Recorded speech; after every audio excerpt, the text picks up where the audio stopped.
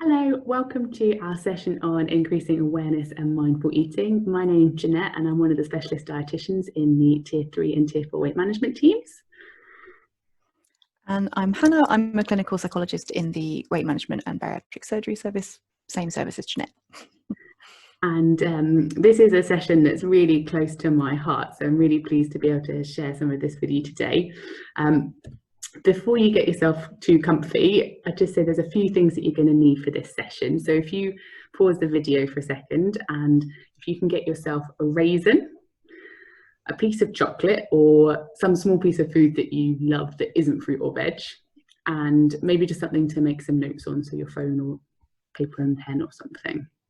And when you've got those, come back and rejoin us. So before we go into the content, I'd just love you to spend a few seconds just thinking about what makes you decide to eat. So there's no right or wrong answers, and just pop down whatever kind of comes into your head. But what makes you decide that you're going to eat something?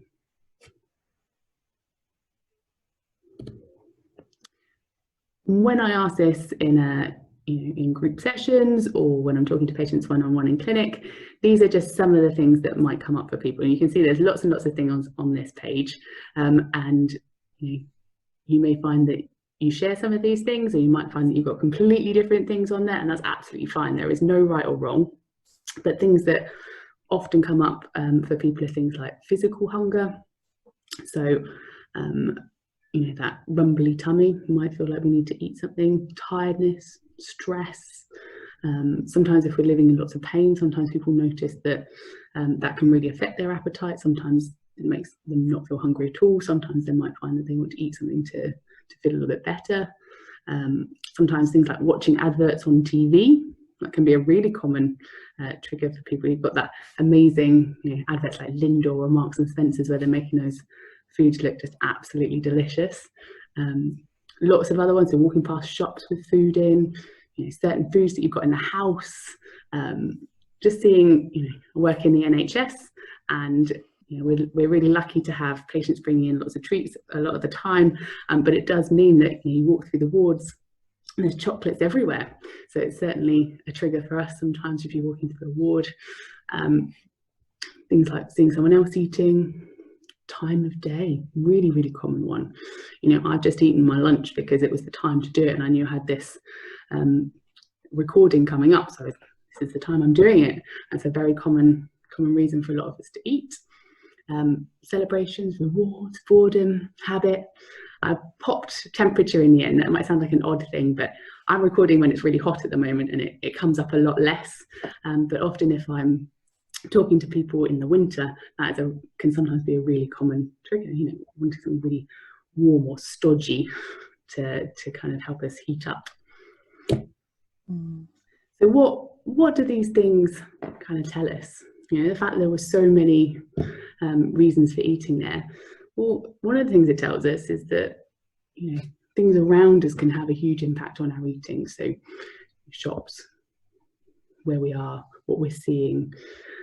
And we've got something that I call seafood eat food brains. So we're really hardwired to want to eat. It's part of how we've evolved as humans, and you'll see it in lots of animals throughout the animal kingdom. We see food, we want to eat it, and that's very much part of our genetic history. And you can see it being really taken advantage of when you've got the adverts everywhere, nice looking things, and that really hooks into our seafood eat food brains. And the fact that we're absolutely bombarded with triggers all of the time. If you walk through Southmead Hospital, where we work, you will see there's a shop as soon as you come in with lots of crisps and chocolates, and you've got the Costa on the other side with these amazing displays of cakes and coffees, and that's within a few steps. So we're bombarded with this visual images. And then there's this other side of it as well. What we're talking about is that actually how we're feeling as well, influencing how we eat. So a lot of those pictures that popped up last time, maybe things that we're feeling inside, that stress, tiredness, etc. So there were lots and lots of different things. This makes it really complicated. So thinking about that, I'd just like you to take a second to think about if you're hungry now. And it sounds like that should be a simple question, but actually it's not always easy to tell. And for not all of us, it's sometimes really quite difficult to notice how hungry we are. So just take a second, and I'd be really curious to think about, where are you looking in your body? How do you know whether you're hungry or not? Where are you paying attention to when you're asking yourself that?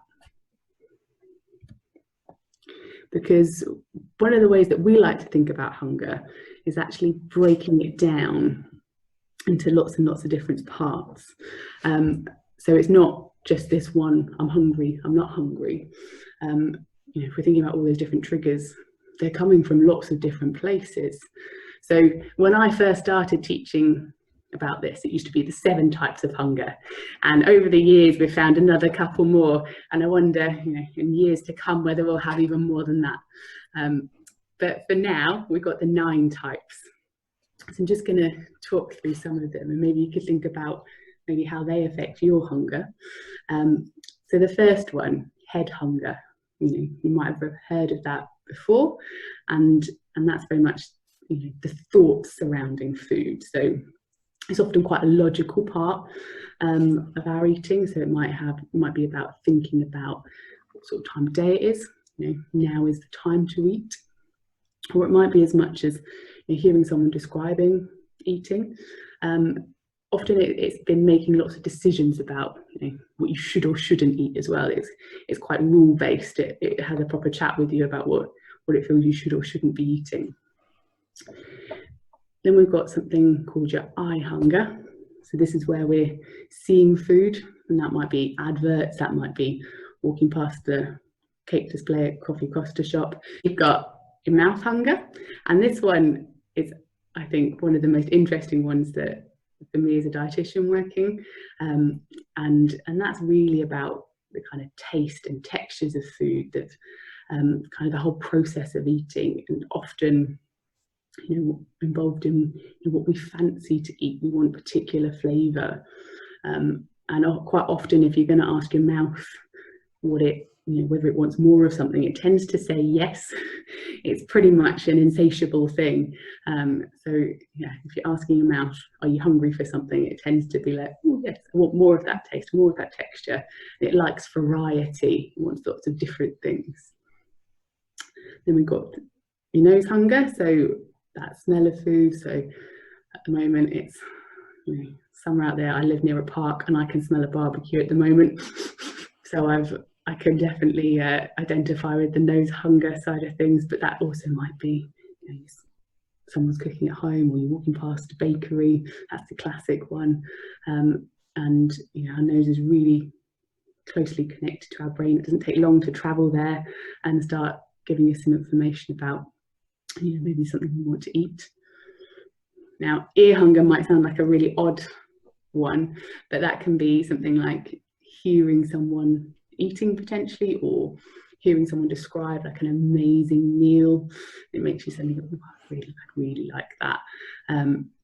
Or it can be something like actually hearing someone maybe eating popcorn at the cinema, or start rustling and thinking, well, what do I have? Then you've got stomach hunger. So that's what we kind of classically think of, that physical hunger, where you might get like a rumbly stomach, or kind of an empty feeling. And it's quite an interesting one, because it's maybe not as clear cut as we might think. So sometimes when we think, I feel a rumbly stomach, that must definitely mean I'm hungry, or if I don't have a rumbly stomach, that must mean I'm not. It's actually very much more complicated than that. So you might notice if you're someone, if you've done shift work for a long time, or you find that you haven't got a particularly regular eating pattern, you might notice that your stomach doesn't often rumble at all. Whereas if you're someone who's, you have your classic, you're having your 3 meals a day, and you're kind of an hour out of your normal schedule, you might find your stomach's rumbling then. So it's what we often think of it as a much more of a trained response than necessarily a way of just being able to tell that we're hungry. So it's a little bit more complicated, but it can be an interesting one to kind of explore a little bit more. It's one that we often find a little bit difficult to tell how hungry, how full we are in there. Then we've got something called our heart hunger, and that's thinking about, well, food's way more than just calories, protein, fat. It's got emotional connections for us. Foods that we've eaten with our families. Sometimes you might find at Christmas there's always this type of food you particularly want there because you've got this emotional connection with it. Maybe there's a particular food that brings you real comfort or joy or connects you with a past experience. So that's a really powerful one for most of us. Eating something we've done all of our lives. So it's bound to have made some connections somewhere. And then we've got touch hunger. So that can be around like the feel of food, and for some people that's more important than others. If you think about in some cultures how we eat, also for children particularly, you can see if you watch them eat, very, very much more tactile, and can be an important part of hunger. And then the last one, thinking about the whole body, and this is where I think much more around the physical side of hunger coming in. So we do need food very, very much. It's a part of how we live. We have to eat to live, and it's part of our fuel. And your body very much lets you know if you haven't had it. And some of the symptoms that you're going to have there, if you are getting very much body hungry, is thinking about, you might feel dizzy, lightheaded, you might feel quite shaky. So those are those kind of very physical body signs that maybe you've got very, very hungry. So again, it can be a tricky one to get in touch with earlier on. We tend to be really good at noticing the really extreme end when we feel really, really dizzy, but it's giving you some important information. So those are one way that we can think about hunger and breaking it down from that very complicated bombardment of triggers into thinking, can we pigeonhole them a little bit into these different types of hunger, help us identify what's going on for us. So I'm going to take another second to pause and just think about, how do you normally eat? So where are you? When is it? And what else might you be doing at that time? And thinking of those things that you're jotting down now, what about those things might make it difficult for you to be able to pay attention to what you're eating?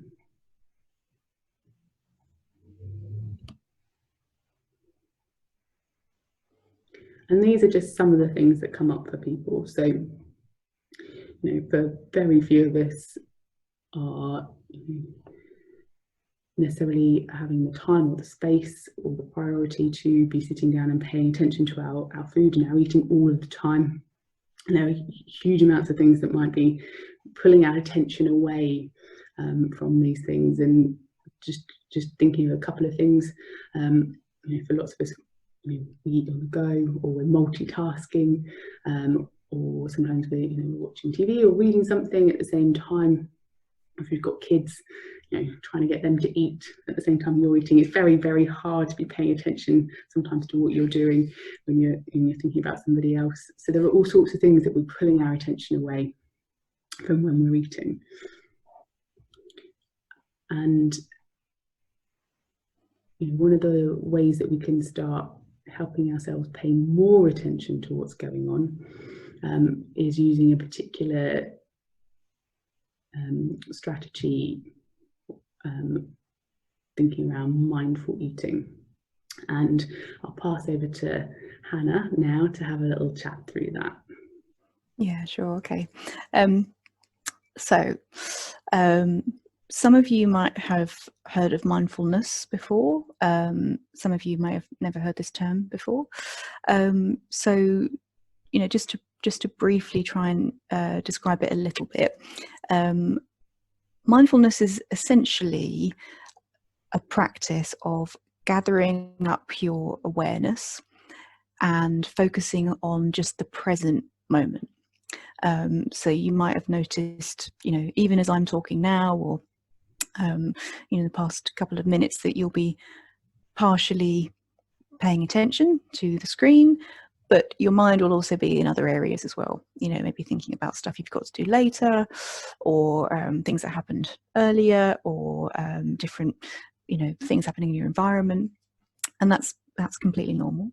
And the difficulty that can sometimes get us into is we end up kind of doing things on autopilot, where you suddenly realize that you've, say with eating, for example, maybe you've just been really busy, like Jeanette was just saying, maybe on your way to work, in the car, you've grabbed something, you've got it down you, and then you've realized that you've just eaten this thing and you didn't really notice it, you didn't enjoy it because you can't even remember having it, and you don't even know whether or not you were particularly hungry or full or anything. It was just like habit outside of your awareness, and then you're off doing something else. So that's one of the reasons why we talk to people about trying mindful eating, and it's really about paying attention, I guess, would be the main way that I'd describe it.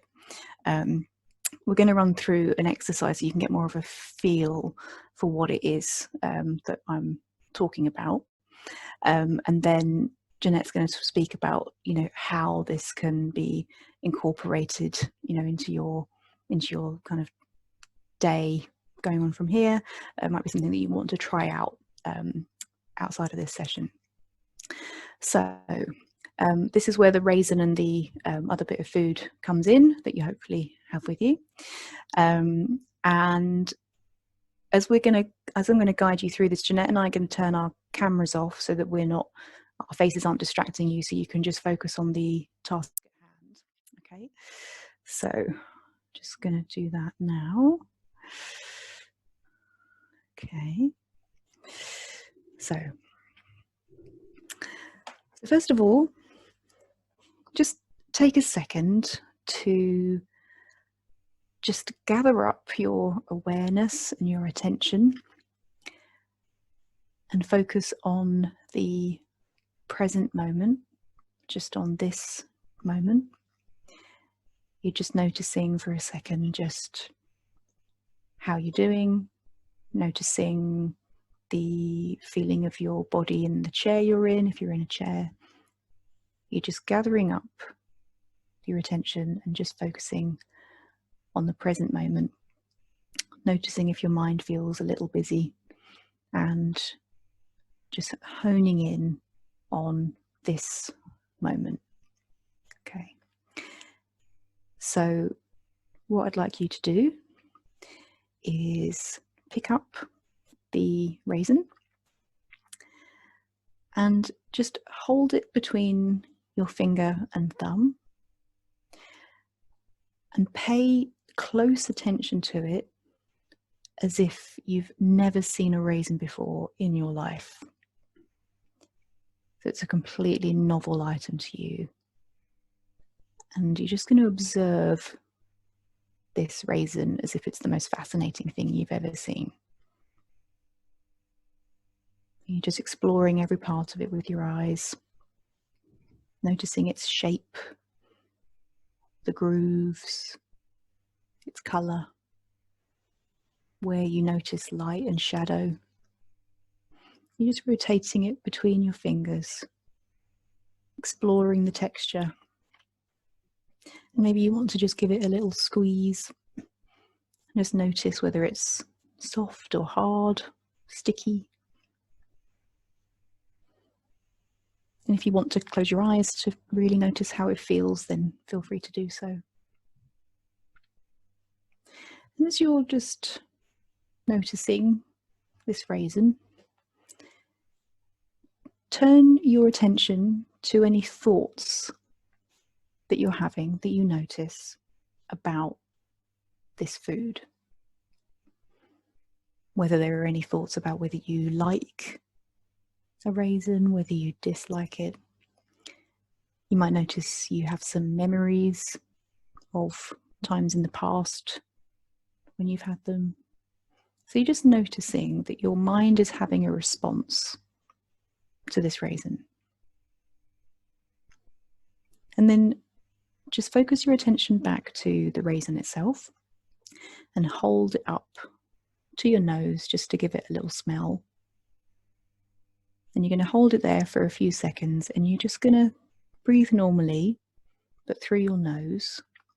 And with each in-breath, noticing the aroma, if you can get some. And then noticing if you're having any response to that aroma, whether it's in your mouth or your stomach, or again with your thoughts, maybe your feelings.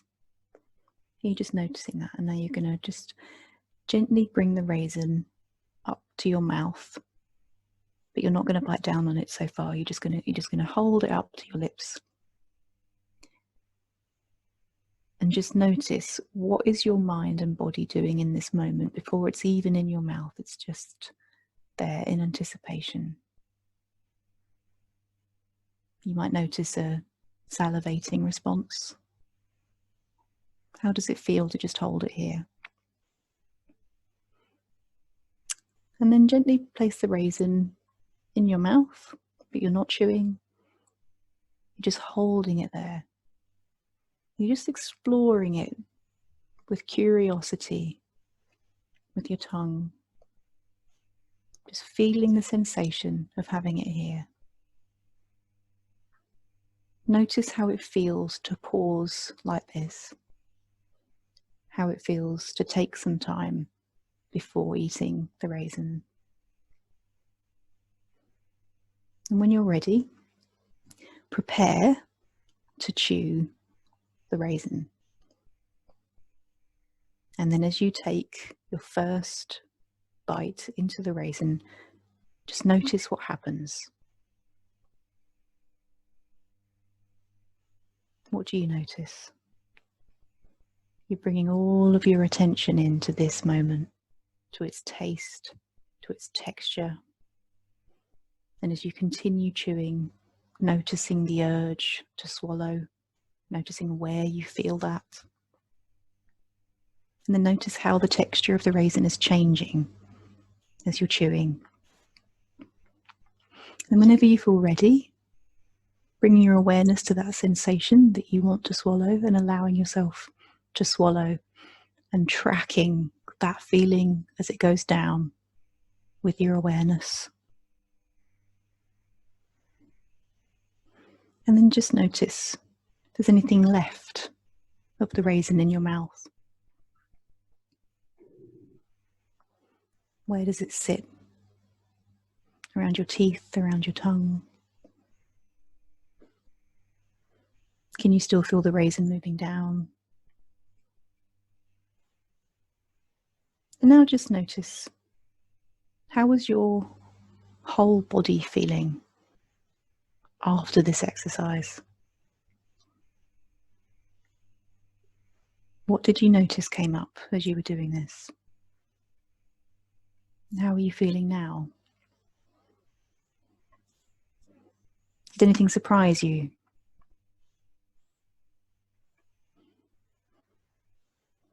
Okay. So maybe make some notes, if that feels okay, to jot down some observations you notice about this exercise before we move on to trying with the other bit of food. Okay. So we're now going to move on to the second piece of food that you have with you, the piece of food that you really love, that's not fruit or veg. And similarly, I'd like you to pop it in the palm of your hand and just focus all of your attention onto this item of food. What does it look like? How does it feel sitting in your hand like this? What do you notice immediately? What's coming into your mind first off? And then bringing your attention back to this item of food itself. Again, as if you've never seen it before. And you're just holding it between your thumb and your finger, if that feels okay, or palm of your hand if that's tricky. You're just carefully observing it, its shape, its texture, its surface. Just moving it around, just noticing all of its edges, curves. How does it feel to touch? How would you describe it? If you're going to describe this to someone who didn't know what this food was, how does it feel? How does it look? And now, notice what's going on in your mind when it comes to the idea of eating this food. What are the automatic thoughts that have popped in about this food? What are the automatic feelings that are being stirred up about the idea of eating this food? Noticing if there are any old messages, old stories, rules even about this food, memories. How is it different or similar to the raisin? I'm just noticing that. And then when you're ready, bringing this food up to your nose and just gently giving it a smell. What does that evoke for you? What do you notice?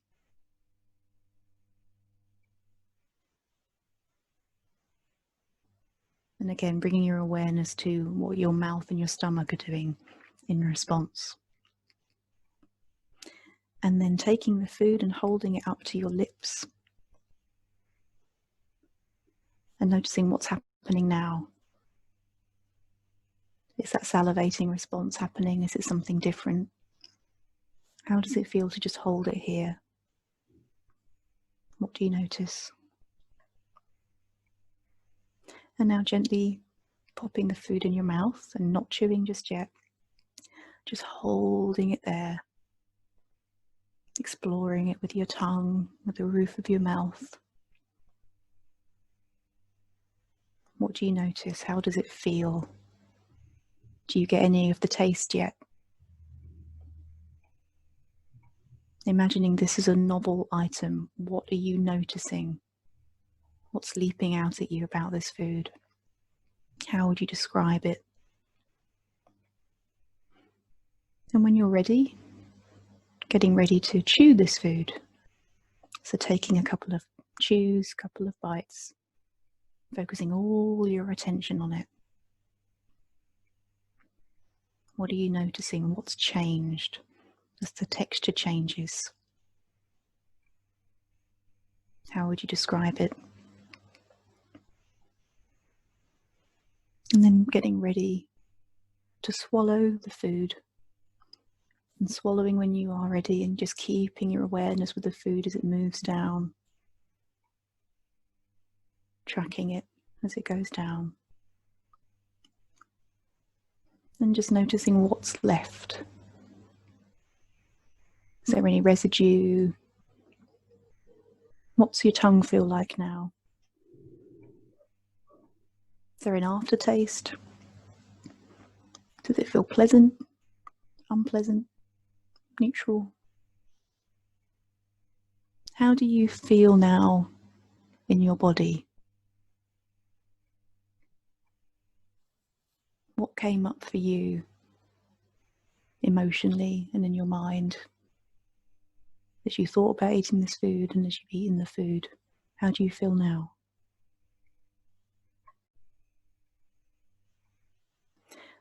Was there anything that felt particularly different about eating in this way compared to how you normally eat? What were the biggest differences that you noticed between the raisin and the other piece of food?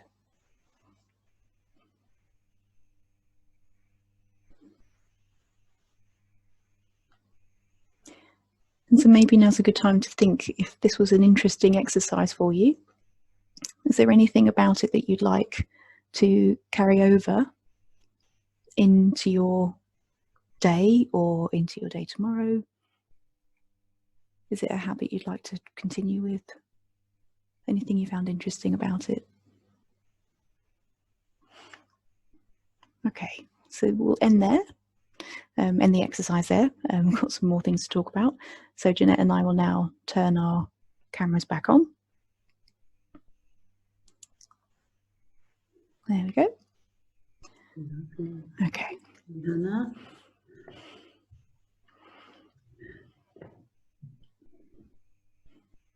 So why did we choose to think about mindful eating?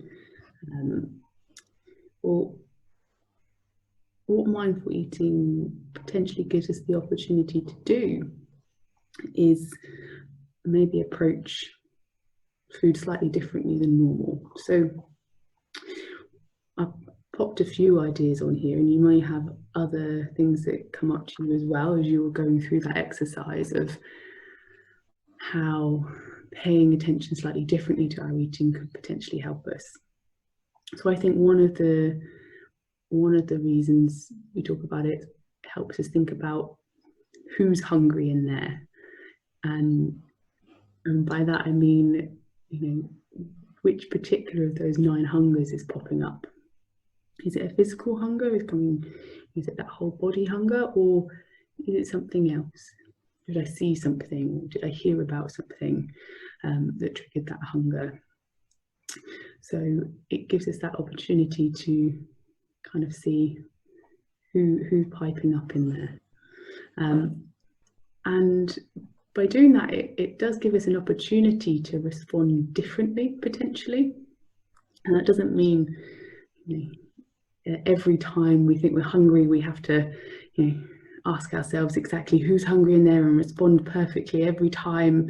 It might be that an emotional type hunger, a heart hunger shows up, we choose to eat because of that, and that's there isn't a right or wrong in this, but it may help us to think slightly differently, respond slightly differently. If there's a non-physical hunger showing up, maybe there is something else we may want to do.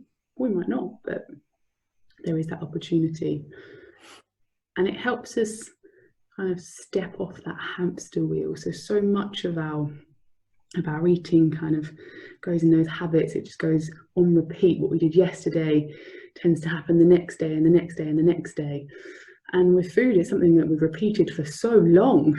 As I said, from day dot, this is something that we're doing. We've had an opportunity to repeat this many, many times and ingrain it in doing the same way. When we're slowing it down so much and approaching it so differently, it gives us that moment to kind of step off and think about maybe approaching it slightly differently. So stopping that completely going on all the time. And that, that's definitely not suggesting that's an easy thing to do. This has been really easy we've built up the momentum to keep going around the wheel. It does take a real effort to stop it and get off, but in that moment it does create that bit of opportunity to do something different. And a lot of people listening to this session may not be thinking about bariatric surgery at all, but there will be some of you watching this who are thinking that bariatric surgery could be potentially a good treatment for them. And if that is the case, this is something that is really helpful to think about for after surgery as well. And if you are one of those people, you may want to think about, actually, when we're thinking about all those different types of hunger, which ones of those do you think surgery will change? And which ones do you think that it may not? Because it can be quite helpful to start thinking about the hungers that it may not be changing. How might you want to start thinking about them differently now? So rather than waiting. So you've had surgery, what could you be thinking about now? And that very kind of slow approach, slowing everything down, dialing down the speed that we're doing everything at, which is partly what we were doing there. It can really help after surgery in terms of minimizing some of those physical sensations as well. So not only is it really helpful for recognizing the types of hunger that are going on, it really helps you from a physical perspective as well, in the symptom management. So just a little point to make at the end there as well. And something I haven't necessarily written on there as well, but actually the joy of food, the complete enjoyment of eating something in that way. I don't know if you may or may not have found it yourself, but eating that food that you loved in a completely different way there, whether you were able to experience it much more than we do normally, like a really heightened response. So much of our eating goes by us, isn't it? We might spend ages making a meal, or really anticipating a meal, going out somewhere like really excited to eat that, and then you find it's over, it's done.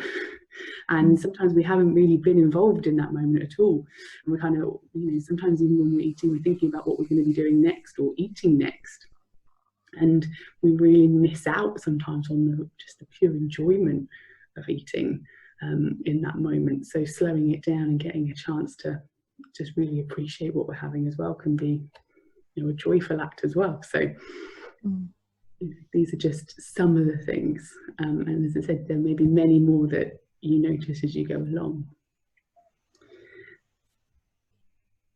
So thinking of some practicing potentially that you can do at home, as you may notice this probably felt potentially really different than how you normally eat. So it's certainly something that takes practice, and there is absolutely, there's no way of doing it right or wrong. There's absolutely no pressure to be paying attention to every tiny bit that you're doing all the time.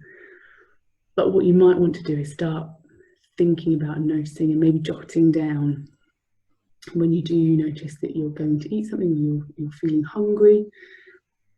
Can you potentially identify maybe what type of hunger that is? And what's really interesting is that for most of us, sometimes there'll be a couple of ones that come up repeatedly for us that are more important than some of the other hungers, and it's really interesting to work out what they are for you. So what types of hunger particularly trigger your eating, and you use this opportunity to try some different foods, eating them mindfully. So you've heard Hannah talking through a mindful eating exercise there. You can kind of bookmark that on the video and go and find something else that you would like to try this out with. So give it a go with some other foods, maybe foods that you find that are really easy to eat. Obviously when mindlessly, there are certain foods that we get used to, that kind of hypnotic eating. So you might want to choose one of those, or you might want to choose a meal that you'd like to enjoy a bit more mindfully. And it may be at this point, if this is the first time you come across it, it might be a little unrealistic to expect yourself to eat an entire meal mindfully. It might be somewhere you want to get to, but it's probably you might not, and especially, don't pick the hardest meal of the day, which you're normally rushing to fit in anyway. Choose the easiest one first. And you might be try it the first few bites. What would it be like to eat the first 2 or 3 bites of your meal in a similar way as Hannah was talking through in that exercise, really paying complete attention, smelling it, seeing it, looking at it for a second longer. So often you don't even miss out that bit, seeing what it tastes like, temperature, flavors, what does it feel like going down. And sometimes it's really difficult, because if you're eating with other people, our attention can feel really pulled between the two. So there is something that you can do to kind of alternate it. So having a mouthful, paying a bit of attention to that, and then paying attention to that person. So it's not a black and white, I only pay attention to my food, or I only pay attention to that person. That maybe there is some room to practice bringing your attention between the two. But give it a go. It is just about raising your awareness at this point. It's something that can take a very long time to feel a bit more natural, and to start with it may feel very, very strange. And seeing, making a little note of what you're noticing as well. So we've got some exercise sheets that you can use if you want to help you break it down a little bit more, to kind of reflect on what you've noticed, and yeah, just see if there's anything else that you can bring out of this. And if it's something that you do think could potentially be helpful for you, you'd like to know a little bit more about, there is lots of information out there now. I've just written down a few that I think I have found helpful. It's not an exhaustive list by any stretch of the imagination. So some books and websites. That second link on the website has a whole list of different guided eating exercises, so similar to the one that Hannah did, but there's some slightly different approaches, so you might want to try out some different ones, seeing if they can offer you any different approach to things. And the apps I've popped down at the bottom aren't specific around mindful eating, and actually there aren't any completely helpful mindful eating apps at the moment. There are ones that are often called mindful eating, but tend to be very much focused on dieting, and I haven't found one yet that have any of those mindful eating exercises that we're talking about there.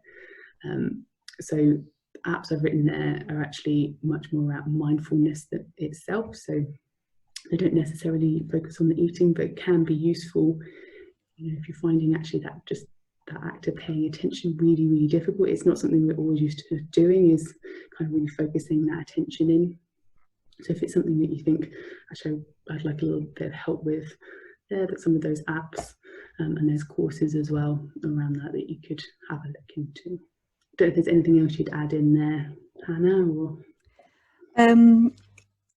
So the reason that you can see the apps are called things like Headspace and Calm is because mindfulness as a broader practice can be really helpful for managing stress, and just becoming a bit more aware of how we're doing emotionally.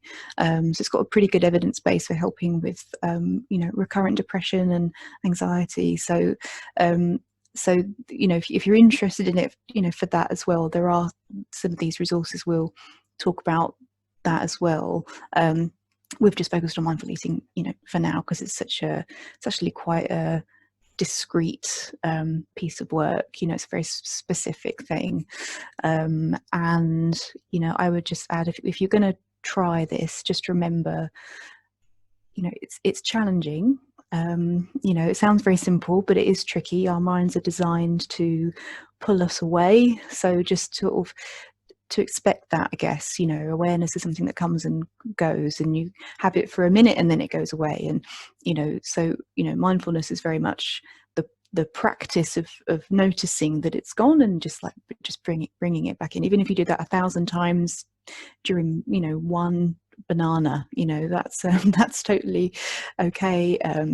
It gets easier with practice, and like Jeanette was saying, don't set yourself up with too hard a task, like, I'm just going to focus on every single mouthful of this meal that's going to take an hour. It's not really possible. So, and in that same vein, when you do spot that your mind's gone elsewhere, when you bring it back to what's happening right here, what you're eating, what you're noticing, try and do it with like a bit of a kindness, some softness, like, oh, I notice, okay, I'm just going to bring it back.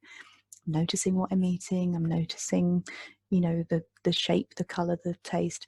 The tone of my voice in that practice was deliberate, because we find that if we are too hard on ourselves and we start beating ourselves up for not being able to pay attention, it's completely counterproductive to the whole practice of the exercise. You end up feeling awful, and it puts you off as well. So just to be self-compassionate and have realistic expectations of this, and just be curious, just play around, just experiment with it. That's what I'd say.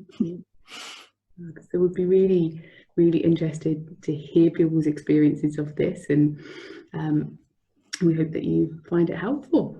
So thank you so much for listening today, and we'll say goodbye now. Bye. Bye.